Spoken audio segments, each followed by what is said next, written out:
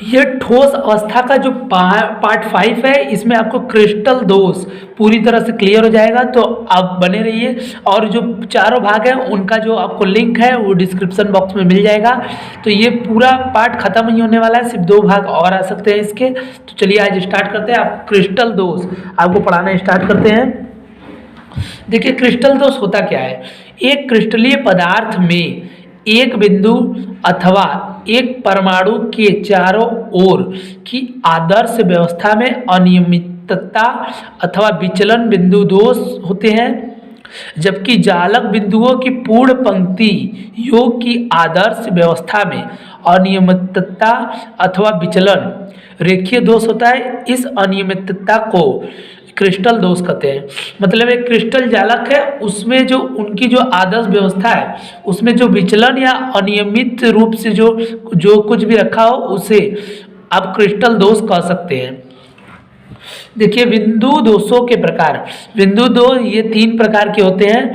पहला है स्टाकियोमेट्री दोष, अशुद्धता दोष और नॉन स्टाइकियोमेट्रिक दोष। ये है आपके। अब देखिए स्टाइकियोमेट्री दोष क्या होता है। ये वे बिंदु दोष हैं जो ठोस की स्टाइकियोमेट्री को विक्षुब्ध नहीं करते हैं। मतलब इन्हें जो विक्षुब्ध अर्थात तोड़ा नहीं जा सकता है। इन्हें आतर अथवा ऊष्मागतिकी दोष भी कहा जाता है। आधारभूत रूप से यह 2 प्रकार के होते हैं। पहला रिक्तिका दोष तथा अंतरकाशी दोष। तो देखिए रिक्तिका दोष मतलब रिक्तिका मतलब पंक्ति में रिक्त अर्थात जो क्रिस्टल होगा वो अवेलेबल नहीं होगा। रिक्त मतलब खाली दोष। देखिए तो जब कुछ जालक स्थल रिक्त हो उसे आप रिक्तिका दोष कहते हैं।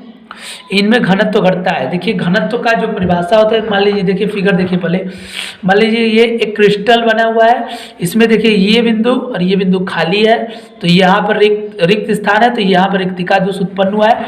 देखिए घनत्व इक्वल टू होता है, घनत्व इक्वल टू होता है द्रव्यमान बटा के आयतन। और जब ये देखिए जब यहाँ पर जो क्रिस्टल है वो गायब है तो द्रव्यमान कम हो रहा है, तो आपको जो घनत्व है वो भी घटेगा। चलिए आगे चलते हैं। देखिए अंतरकाशी दोष।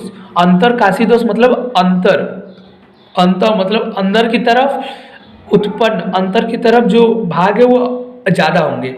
देखिए 2 जालक परतों के मध्य रिक्त स्थान में कण को प्रवेश करने से यह दोष उत्पन्न होता है। मतलब 2 जालक परत हैं, ये देखिए ये जालक परत है, इसमें जो अन्य या दूसरे जो क्रिस्टल या कण जो घुस जाते हैं, इसे या इनके बढ़ने से जो दोष उत्पन्न होता है उन्हें अंतरकाशी दोष कहते हैं।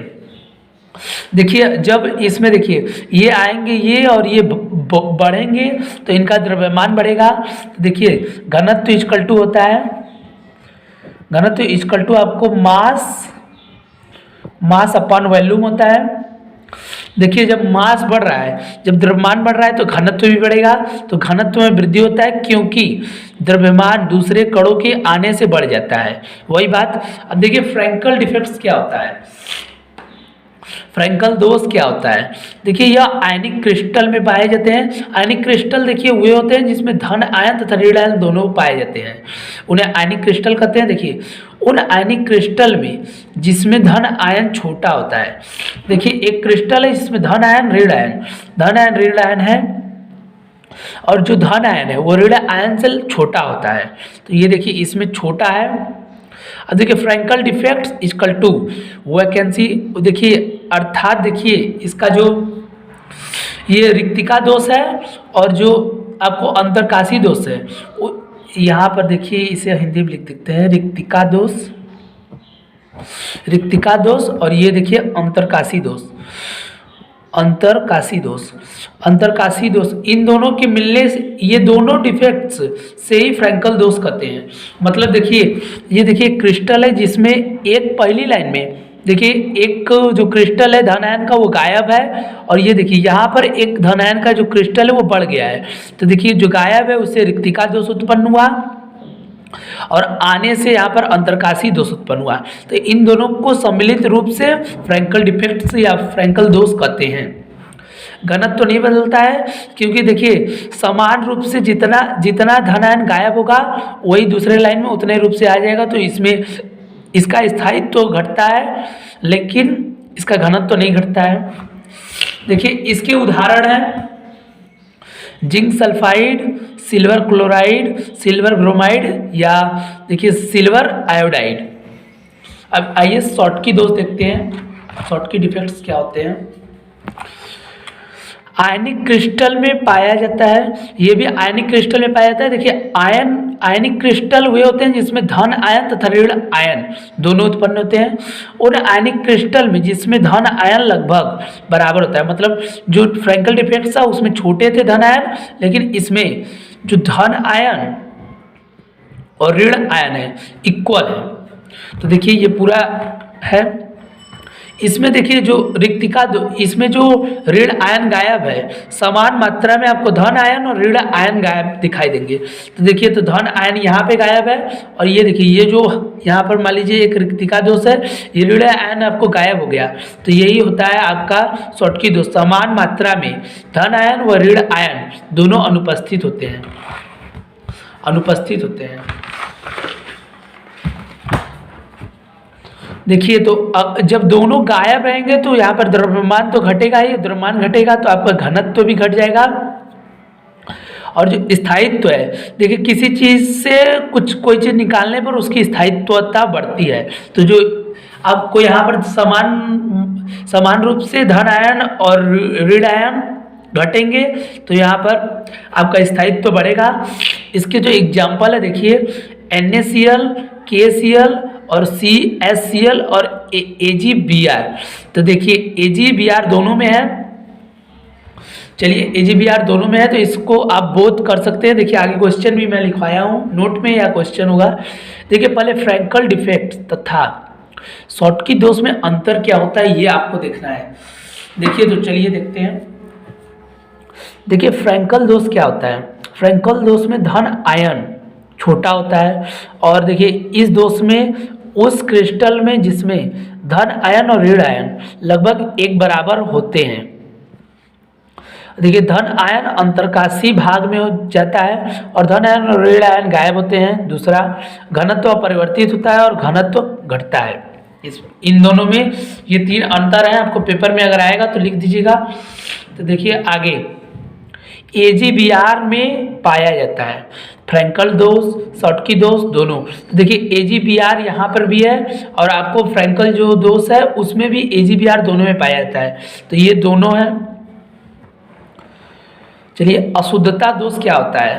देखिए अशुद्धता दोष क्या होता है, यदि अल्प मात्रा में SrCl2 युक्त गलित NaCl आपको नमक या सोडियम क्लोराइड को क्रिस्टलीकृत किया जाए तो Na+ के कुछ स्थान पर Sr2+ द्वारा घेर लिए जाते हैं। प्रत्येक Sr2+ दो Na+ आयन को प्रतिस्थापित कर देते हैं। देखिए जो NaCl और SrCl2 को अल्प मात्रा में क्रिस्टलीकृत किया जाता है तो जो Sr2+ है वो दो NaCl+ को आयनों जो Na+ पर दो धन आयन है उसे प्रतिस्थापित कर देते हैं। देखिए यह एक आयन का स्थान ग्रहण करता है और दूसरे स्थान रिक्त रहता है। हाँ देखिए जो NaCl है इसको आप क्रिस्टलीकृत करेंगे तो Sr2+ आपको NaCl के जो दो आयन है उन्हें प्रतिस्थापित कर देंगे। तो देखिए इस प्रकार उत्पन्न धन आयन रिक्तिकाओं की संख्या Sr2+ आयन की संख्या के बराबर होता है। तो इसके एग्जाम्पल हैं कैडमियम क्लोराइड और सिल्वर क्लोराइड। चलिए आगे चलते हैं। देखिए नॉन स्टॉइकियोमेट्रिक क्या होता है दोष। देखिए क्रिस्टलीय पदार्थ की स्टॉइकियोमेट्री को विक्षुब्ध नहीं करते हैं। क्रिस्टलीय पदार्थ, जो क्रिस्टलीय जो पदार्थ होते हैं वो उन्हें आप तोड़ नहीं सकते हैं, विक्षुब्ध मतलब तोड़ नहीं सकते हैं। फिर भी अत्यधिक संख्या में नॉन स्टाइकियोमेट्री अकार्बनिक ठोस ज्ञात हैं, जिनमें क्रिस्टल संरचनाओं में दोष के कारण अवयवी तत्व नॉन स्टोइकियोमेट्री अनुपात में पाए जाते हैं। ये दोष दो प्रकार के होते हैं। देखिए, धातु अधिकता दोष और धातु न्यूनता दोष होता है। तो देखिए, धातु अधिकता दोष में दो प्रकार के होते हैं। पहला ऋण आयन रिक्तिका के कारण, देखिए ऋण आयन रिक्तिका के कारण जो धातु अधिकता दोष होता है उसमें देखिए पहला, जब क्रिस्टल NaCl को धातु Na के वाष्प में गर्म कर सकते हैं तो सतह पर धातु परमाणु Na जमा होता है और अंदर से ऋण आयन Cl- सतह पर आता है, धातु पर इलेक्ट्रॉन त्यागता है जो ऋण आयन क्लोरीन रिक्तिका में जाता है और क्रिस्टल फोटो कंडक्टर होता है। तीसरा देखिए, इस दोष में क्रिस्टल रंगीन होता है। देखिए ऋण आयन धन आयन ये है, इसमें देखिए इलेक्ट्रॉन उपस्थित है। तो देखिए इस ऋण आयन उपस्थित हो तो इसके कारण जो दोष उत्पन्न होगा उसे धातु अधिकता दोष कहते हैं। अब देखिए अतिरिक्त धन आयन की उपस्थिति में से अधिकता दोष, देखिए तो अंतराकाश में अतिरिक्त धातु का आयन होता है। चूंकि क्रिस्टल उदासीन है अतः संगत मुक्त इलेक्ट्रॉन अन्य अंतराकाश में होते हैं। देखिए इसमें जो क्रिस्टल जो उत्पन्न होते हैं वो क्रिस्टल रंगीन होते हैं और अनुचुंबकीय होते हैं।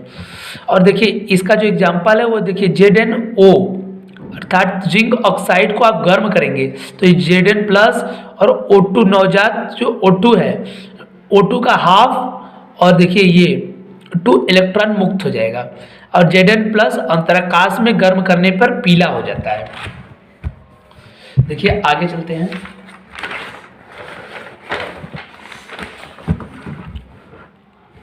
धातु न्यून दोष क्या होता है?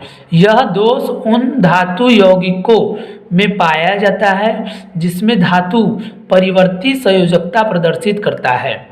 देखिए इसका एग्जाम्पल, परिवर्ती संयोजकता का मतलब कि जिसकी जो संयोजकता है वो परिवर्तित होती रहती है। देखिए लोहे के ऑक्साइड के विश्लेषण से इसका सूत्र FeO2 प्राप्त नहीं होता है, बल्कि इसका देखिए Fe096 ऑक्साइड से Fe0980 के मध्य ही अनुपात पाया जाता है। उच्च संयोजी धातु परमाणु के एक से अधिक अधातु परमाणु से जुड़ता है जिसे निम्न संयोजी परमाणु क्रिस्टल में अनुपस्थित होते हैं। अगर आपको वीडियो पसंद आया तो वीडियो को लाइक तथा चैनल को सब्सक्राइब जरूर कीजिएगा। इस वीडियो के बाद मैं अगले भाग में आपको 2 भाग और आएंगे, इसके बाद ये चैप्टर समाप्त हो जाएगा। तो इसके पहले वाला भाग आपको पूरा डिस्क्रिप्शन बॉक्स में लिंक मिल जाएगा। अगर आप मेरे चैनल पे नए होंगे तो मेरे चैनल को सब्सक्राइब जरूर कीजिएगा। धन्यवाद।